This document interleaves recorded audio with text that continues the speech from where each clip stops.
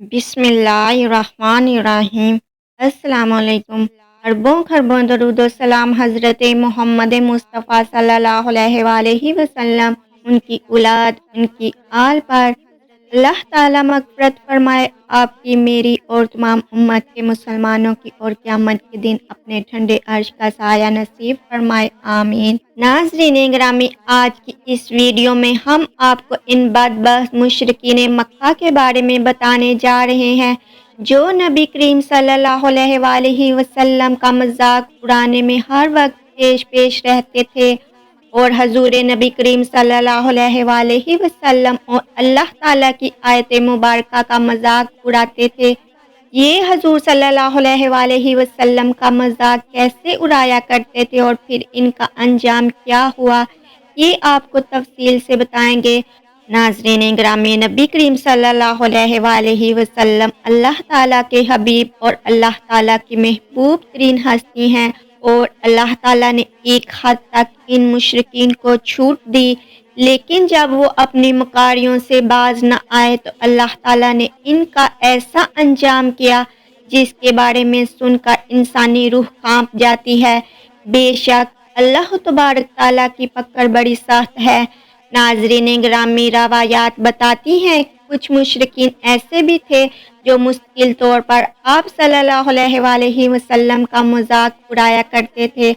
अल्लाह ताला ने इनके बारे में सूरह हज्र में यूं इरशाद फरमाया है, ये लोग जो आप पर हंसते हैं और अल्लाह ताला के सिवा दूसरों को माबूद करार देते हैं, उनसे आपके लिए हम काफ़ी हैं।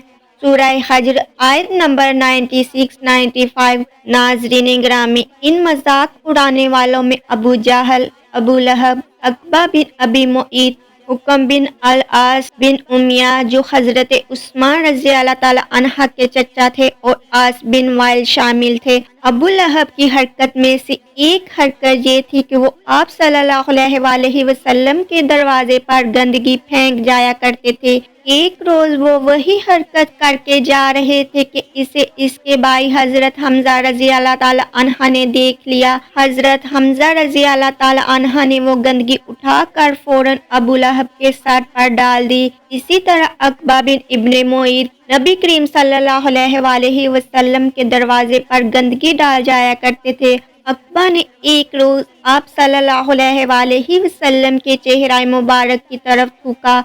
वो थूक लौट कर इसी के चेहरे पर आ पड़ा। जिस हिस्से पर वो थूक गिरा वहाँ कोर जैसा निशान बन गया। एक मर्तबा अकबा बिन इब्ने मुईत सफर से वापस आया तो इसने एक बड़ी दावत दी।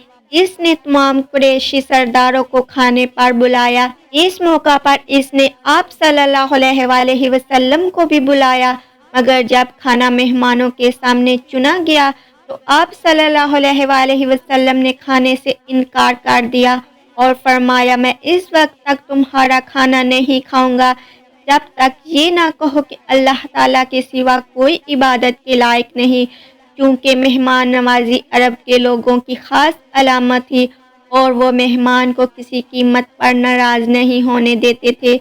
इसलिए अकबा ने कह दिया कि मैं गवाही देता हूँ कि अल्लाह के सिवा कोई माबूद नहीं। ये सुनकर आप सल्लल्लाहु अलैहि वसल्लम ने खाना खा लिया। खाने के बाद सब लोग अपने घर को जब चले गए तो अकबा बिन इब्ने मुईत इब्ने बिन हलफ का दोस्त था। लोगों ने इसे बताया कि अकबा ने कलमा पढ़ लिया। अबी बिन हल्फ इसके पास आया और बोला, अकबा क्या तुम दीन के हो गए हो? तो जवाब में इसने कहा, खुदा की कसम मैं बेदीन नहीं हुआ, यानी मुसलमान नहीं हुआ। बात सिर्फ इतनी सी है कि एक मुअज़्ज़ज़ आदमी मेरे घर आया और इसने कह दिया कि मैं जब तक इसके कहने के मुताबिक तौहीद की गवाही नहीं दूंगा वो मेरे यहाँ खाना नहीं खाएगा।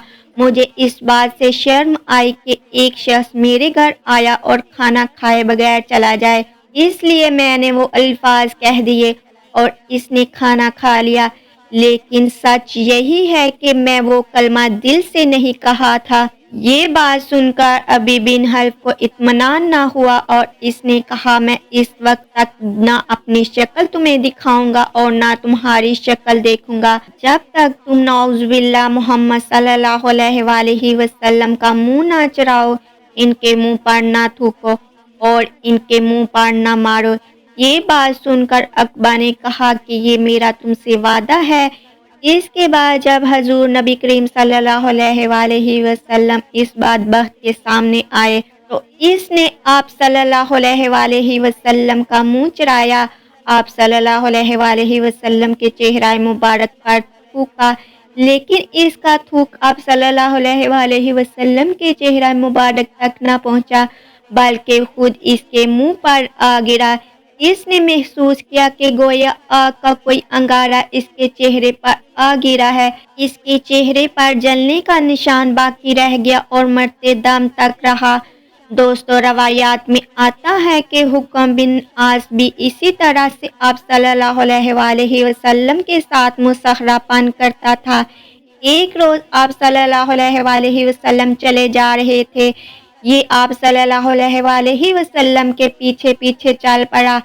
آپ کا مذاق اڑانے کے لیے منہ اور ناک کی طرح طرح کی آوازیں نکالنے لگا۔ آپ صلی اللہ علیہ وآلہ وسلم چلتے چلتے اس کی طرف مڑے اور فرمایا، تو ایسا ہی ہو جا۔ چنانچہ اس کے بعد وہ ایسا ہی ہو گیا۔ اس کے منہ اور ناک سے ایسی ہی آوازیں نکلتی رہتی تھی۔ ایک ماہ تک یہ بے ہوشی کی حالت میں رہا اور اس کے مرنے تک اس کے منہ اور ناک سے ایسی ہی آوازیں نکلتی رہی۔ اسی طرح عاص بن وائل بھی آپ صلی اللہ علیہ وآلہ وسلم کا مذاق اڑایا کرتا تھا۔ وہ کہا کرتا تھا کہ محمد صلی اللہ علیہ وآلہ وسلم اپنے آپ کو اور اپنے ساتھیوں کو نعوذ باللہ یہ کہہ کر دھوکہ دے رہے ہیں کہ مرنے کے بعد دوبارہ زندہ کیے جائیں گے۔ خدا کی قسم، ہماری موت صرف زمانہ گردش اور وقت کے گزرنے کی وجہ سے آتی ہے۔ ناظرین گرامی، کہتے ہیں کہ انہی مذاق اڑانے والوں میں سے ایک اسود بن یغوث بھی تھا۔ یہ حضور نبی کریم صلی اللہ علیہ وآلہ وسلم کا ماموزاد تھا۔ جب بھی مسلمانوں کو دیکھتا تو اپنے ساتھیوں سے کہتا، دیکھو تمہارے سامنے روئے زمین کے وہ بادشاہ آ رہے ہیں جو کسریٰ اور قیصر کے وارث بننے والے ہیں۔ یہ بات وہ اس لیے کہتا تھا کیونکہ صحابہ کرام رضی اللہ تعالیٰ عنہ میں سے اکثر کے لباس پھٹے پرانے ہوتے تھے، وہ مفلس اور نادار تھے۔ آپ صلی اللہ علیہ وآلہ وسلم یہ پیش گوئی فرما چکے تھے کہ مجھے ایران اور روم کی سلطنتوں کی کنجیاں دی گئی ہیں۔ اسود آپ صلی اللہ علیہ وآلہ وسلم سے یہ بھی کہا کرتا تھا کہ محمد صلی اللہ علیہ وآلہ وسلم، آج تم نے آسمانوں کی باتیں نہیں سنائی، آج آسمان کی کیا خبریں ہیں۔ ناظرین گرامی، کہا جاتا ہے کہ یہ اور اس کے ساتھی جب آپ صلی اللہ علیہ وآلہ وسلم کے صحابہ رضی اللہ تعالیٰ عنہ کو دیکھتے تو سیٹیاں بجاتے تھے، آنکھیں مٹکاتے تھے۔ اسی قسم کا ایک آدمی نضر بن حارث تھا، یہ بھی آپ صلی اللہ علیہ وآلہ وسلم کا مذاق اڑانے والوں میں شامل تھا۔ ان میں سے اکثر لوگ ہجرت سے پہلے ہی مختلف آفتوں اور بلاؤں میں گرفتار ہو کر ہلاک ہوئے۔ ان مذاق اڑانے والوں میں سے ایک حضرت خالد بن ولید رضی اللہ تعالیٰ عنہ کا باپ ولید بن مغیرہ بھی تھا۔ یہ ابو جہل کا چچا تھا۔ قریش کے دولت مند لوگوں میں سے ان کا شمار ہوتا تھا۔ حج کے زمانے میں تمام حاجیوں کو کھانا کھلاتا تھا، کسی کو چولہا نہیں جلانے دیتا تھا۔ لوگ اس کی بہت تعریف کرتے تھے، اس کے قصیدے پڑھتے تھے۔ اس کے بہت سے باغات تھے۔ ایک باغ تو ایسا تھا جس میں تمام سال پھل لگتا تھا، لیکن اس نے آپ صلی اللہ علیہ وآلہ وسلم کو اس قدر تکلیفیں پہنچائیں کہ آپ صلی اللہ علیہ وآلہ وسلم نے اس کے لیے بد دعا فرما دی۔ کہتے ہیں کہ اس کے بعد اس کا تمام مال ختم ہو گیا، باغات تباہ ہو گئے، پھر حج کے دنوں میں کوئی اس کا نام لینے والا بھی نہ رہا۔ ایک روز حضرت جبرائیل علیہ السلام آپ صلی اللہ علیہ وآلہ وسلم کے پاس تشریف لائے۔ اس وقت آپ صلی اللہ علیہ وآلہ وسلم بیت اللہ کا طواف کر رہے تھے۔ حضرت جبرائیل علیہ السلام نے آ کر عرض کیا کہ مجھے حکم دیا گیا ہے کہ میں آپ صلی اللہ علیہ وآلہ وسلم کو مذاق اڑانے والوں سے نجات دلاؤں۔ ایسے میں ولید بن مغیرہ ادھر سے گزرا۔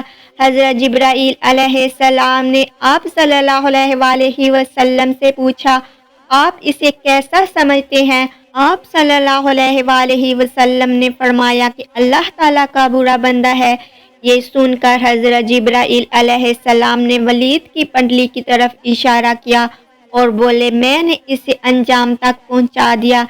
پھر عاص بن وائل سامنے سے گزرا تو جبرائیل علیہ السلام نے پوچھا اسے آپ صلی اللہ علیہ وآلہ وسلم کیسا آدمی پاتے ہیں؟ آپ صلی اللہ علیہ وآلہ وسلم نے فرمایا یہ بھی ایک برا بندہ ہے۔ حضرت جبرائیل علیہ السلام نے اس کے پیر کی طرف اشارہ کیا اور پھر بولے میں نے اسے انجام تک پہنچا دیا ہے۔ اس کے بعد وہ اسود بن یغوث وہاں سے گزرا تو اس کے بارے میں بھی آپ صلی اللہ علیہ وآلہ وسلم نے یہی فرمایا کہ برا آدمی ہے۔ حضرت جبرائیل علیہ السلام نے اس کی آنکھ کی طرف اشارہ کیا اور پھر بولے میں نے اسے انجام تک پہنچا دیا ہے۔ پھر حارث بن اسیلہ گزرا۔ حضرت جبرائیل علیہ السلام نے اس کے پیٹ کی طرف اشارہ کر کے کہا میں نے اسے بھی انجام تک پہنچا دیا ہے۔ ناظرین گرامی، پھر تاریخ نے یہ دیکھا اور نقل کیا کہ اس واقعے کے بعد اسود بن یغوث اپنے گھر سے نکلا تو اس کو لوہے کے تھپیڑوں نے جھلسا دیا۔ اس کا چہرہ جل کر بالکل سیاہ ہو گیا۔ جب وہ واپس اپنے گھر میں داخل ہوا تو گھر کے لوگ اسے پہچان نہ سکے۔ انہوں نے اسے گھر سے نکال دیا اور دروازہ بند کر دیا۔ اس کے ساتھ ہی وہ زبردست پیاس میں مبتلا ہو گیا، مسلسل پانی پیتا رہا یہاں تک کہ اس کا پیٹ پھٹ گیا اور اللہ کے پھٹکار کی وجہ سے اپنے انجام کو پہنچا۔ حارث بن اسیلہ کے ساتھ یہ ہوا کہ اس نے نمکین مچھلی کھا لی۔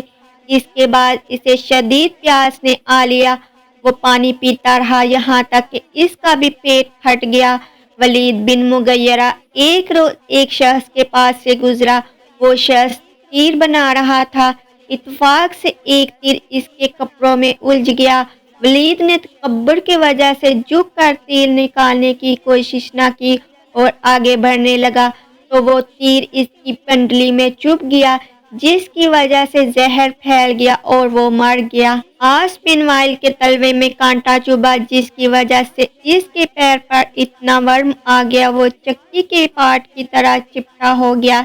اسی حالت میں اس کی موت واقع ہوگی اور یوں وہ جہنم واصل ہوا۔